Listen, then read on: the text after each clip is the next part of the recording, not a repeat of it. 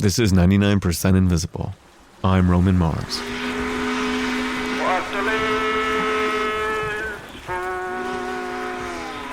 In 1883, Samuel Clemens, alias Mark Twain, published his memoir, Life on the Mississippi. In it, Twain describes his love for the great river and how it captured his imagination from boyhood. In fact, the pen name Mark Twain is probably a reference to what a deckhand on a Mississippi riverboat would call out to indicate a depth of 2 fathoms.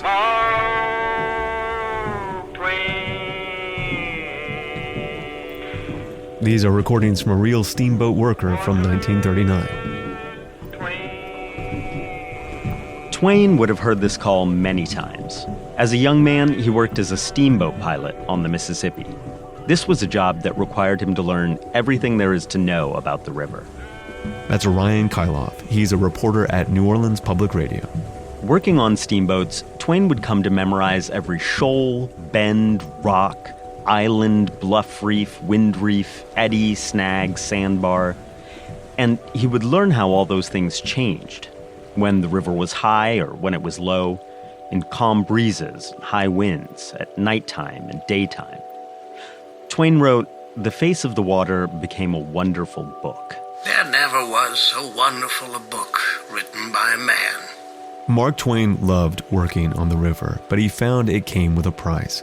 As he gained knowledge about the workings of the Mississippi, he began to lose something too, his sense of wonder about the great river. Twain writes about this in his memoir. I had lost something which could never be restored to me while I lived. All the grace, the beauty, the poetry had gone out of the majestic river. But not everyone had such a complicated relationship with the river. For many people who lived near the Mississippi, it was simple. The river was a force to be reckoned with. When you're talking about the Mississippi River, to me, it's not something scenic. It's this great force of enormous power. This is John Barry, an expert on the river's history. He's served on the Levee Board of New Orleans and has written extensively about the Mississippi. And the thing to know about the river, especially back then, was that it flooded all the time. A river flood, or at least on a flood like the Mississippi, you can see it coming for weeks, you fight it for weeks. And in 1927, people knew the river was coming for them. For 9 straight months, the middle of the country had been getting hit nearly nonstop with rain. And the previous winter, there had been tremendous snowfall upriver in Minnesota, which was now washing downstream. The levees were strained, and in February of 1927, they started giving out. 27 flood was probably worse than Katrina. Roughly 1 million Americans, almost 1% of the entire population of the country at the time, were flooded out of their homes. That spring, 145 levees along the lower river failed. 27,000 square miles across 10 states were put underwater. It's unclear how many people died, because for one thing, official counts didn't include black people. But the death toll was likely upwards of 1,000. On April 30th, 1927, then Secretary of Commerce Herbert Hoover discussed the flood on a national radio broadcast. Everything humanly possible is being done by men of magnificent courage and skill. It is a battle against the oncoming rush. It is a great battle which the engineers are directing. And you've got to remember, this was enormous news. It dominated the front pages. Lindbergh flew across the Atlantic in the middle of the flood. That's the only thing that knocked it off the top of the news. And after the flood was back on. In the wake of the flood, Congress essentially declared war on the Mississippi River by passing a law called the Flood Control Act of 1928. Part of the 28 Act involves studying basically every major river basin. A river basin is all the land that water flows through on its way to a river.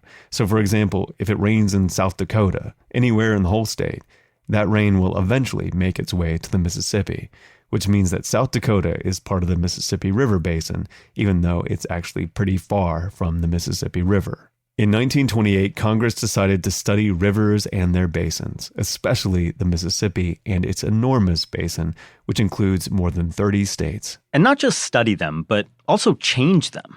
The Flood Control Act charged the U.S. Army Corps of Engineers with designing and executing a plan to corral and maneuver the Mississippi, to better manage its ebbs and flows so that future disasters could be averted. But the Army Corps of Engineers faced a dilemma. The river control system that they had been tasked with creating needed to be huge, much bigger than anything they'd ever built before, and they didn't want to just jump into building something until they knew it would work. They started constructing scale models of different parts of the Mississippi River Basin in order to understand the mechanics of the river. The earliest ones were just ditches cut into the dirt with water running through them. The models helped forecast flooding in St. Louis, the impact of a dam construction in Ohio, the workings of spillways in New Orleans and Florida. But the Army Corps of Engineers wanted a way to test the entire river system all at once. And so in 1941, they started building a model to represent all 1.25 million square miles of the Mississippi River Basin. When you think of a scale model, you might be thinking of something you can peer into at a museum. Not so with this one. This would be bigger than anything that could ever fit into a display case. It is a jungle out there. The Mississippi Basin Model, located just outside of Jackson, Mississippi, is a scale replica of the entire basin region, an area that spans from Appalachia to the Rocky Mountains, nearly half of the continental United States. We'll have to crawl through here. Sure. I hope we don't get your equipment messed up. It's been through some stuff. Yeah, I bet. I went out to see the model with a woman named Janie Vaughn. She used to work at the model as a technician before it was decommissioned in the early 90s.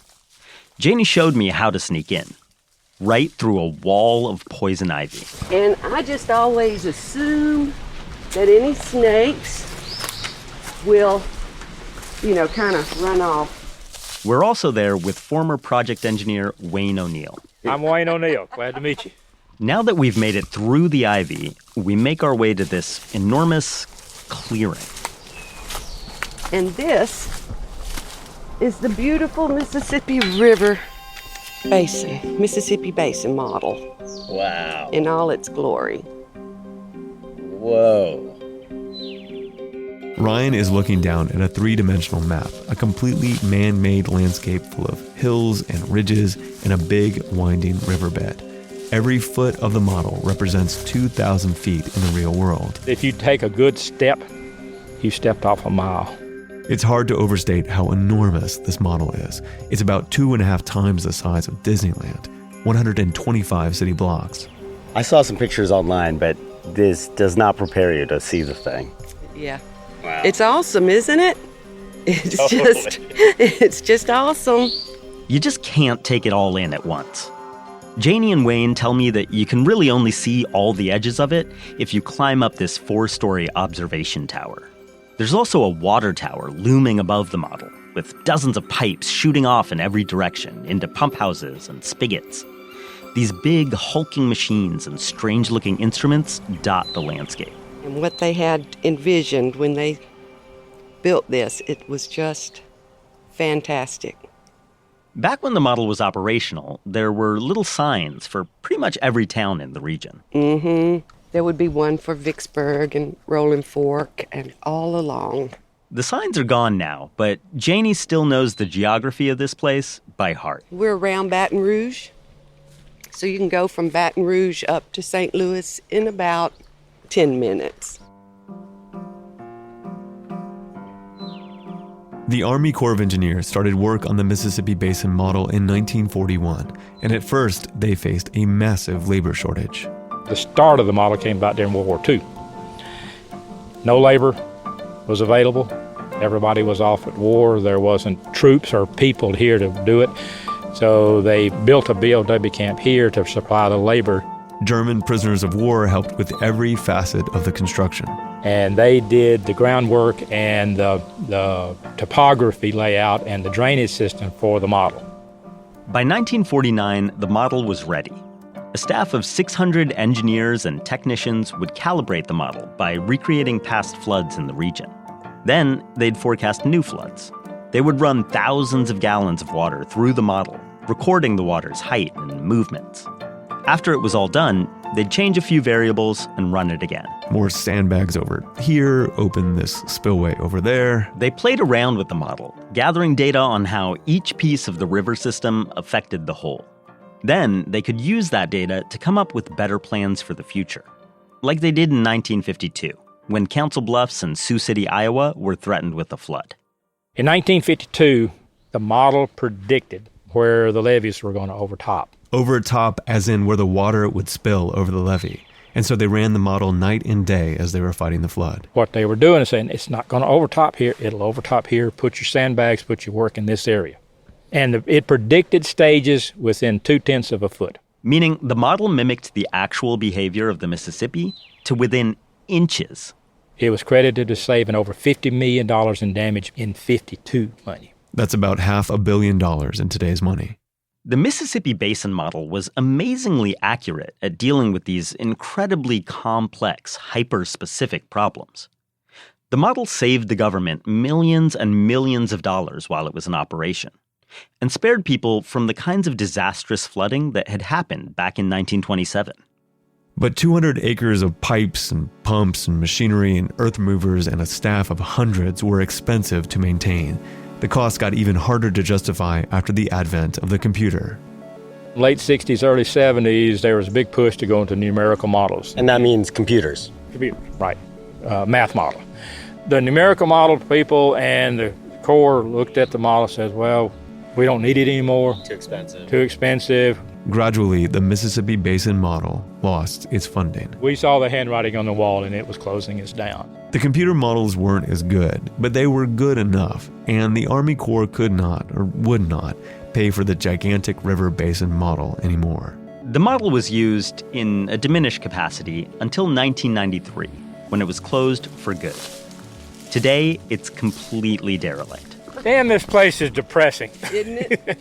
Crap. Every time I come out here, it's worse. I know. There's a lot of labor. There's a lot of love and effort and went into this thing, and it is just abandoned. I feel like if I was a teenager, this would be my number one come get high and get in trouble spot. Exactly. The pipes and the pump houses are all rotting and rusting away. And in the model, the earth and mud and water have all dried up. Now it's just a disheveled mess of concrete and wire mesh. I've seen the original design drawings of this place.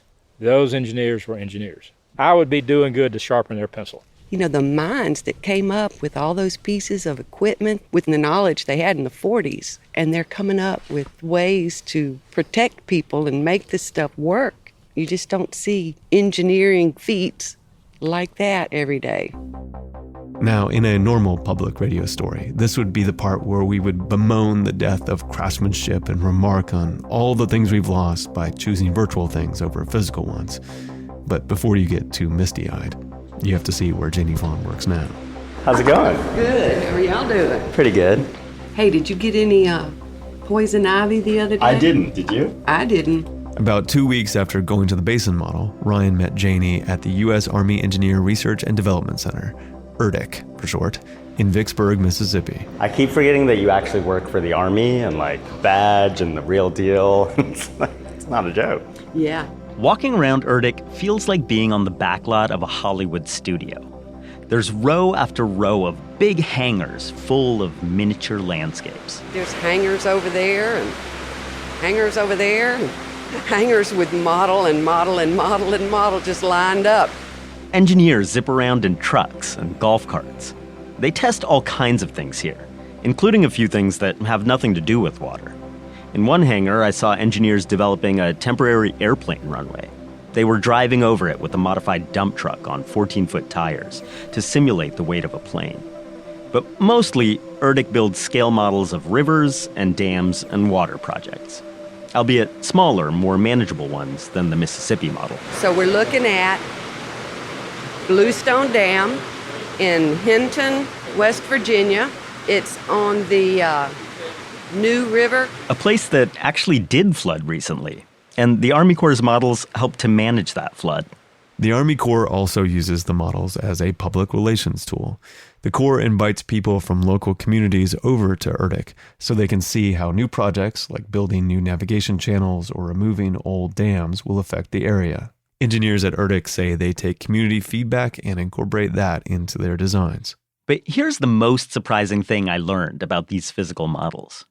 The reason that engineers continue to rely on them is because today, in 2016, we still do not have the computers or the science to do all the things that physical models can do. There's actually this realm of human knowledge and of physical behavior and how the Earth works that we don't understand.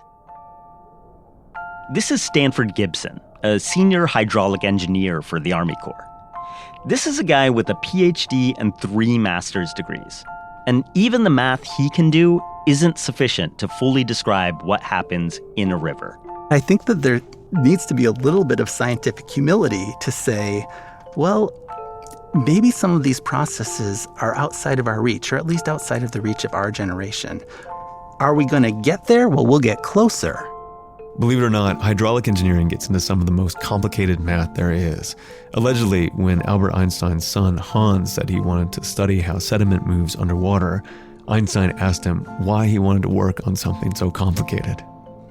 The physics involved happen on such a small scale that we still haven't built equations complex enough to capture them. And so Stanford Gibson, a world-class numerical modeler, is actually one of the most ardent supporters of physical modeling. Because a physical model doesn't require equations at all. The physical model will simulate the processes on its own. And even as Stanford Gibson develops new numerical models, the process is inherently tied to the natural world. When I start a new project, I go and I rent a kayak and I float the river because there are too many processes that you don't understand that you can't represent in equations. For Stanford, the more time you spend on a river, the more you learn its secrets. Kind of like Mark Twain, and all those years he spent working on steamboats, learning to read the Mississippi like a book. You know, did you ever read Mark Twain, Life on the Mississippi? I did. So you remember that whole, maybe 100 pages near the beginning, where he's talking about the Mississippi for him was like this magical, mystical thing imbued with mystery, and that once he learned the river, that was lost to him forever. I remember that moment exactly, because that is exactly not my experience of science. The idea that science demystifies the world, I just don't understand that.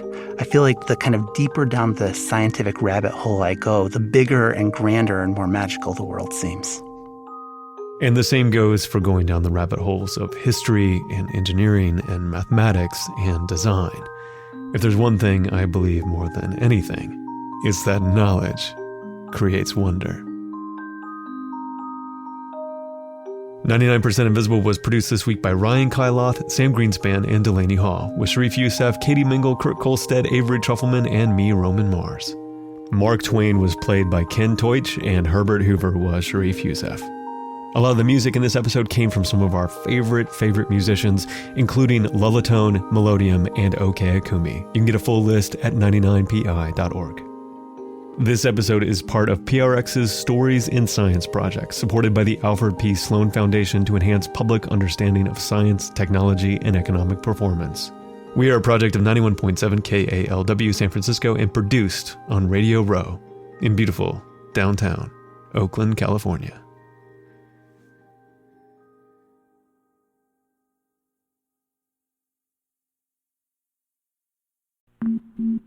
You can find this show and like the show on Facebook. All of us are on Twitter, Instagram, and Spotify. But to find out more about this story, including cool pictures and links, and listen to all the episodes of 99% Invisible, you must go to 99pi.org.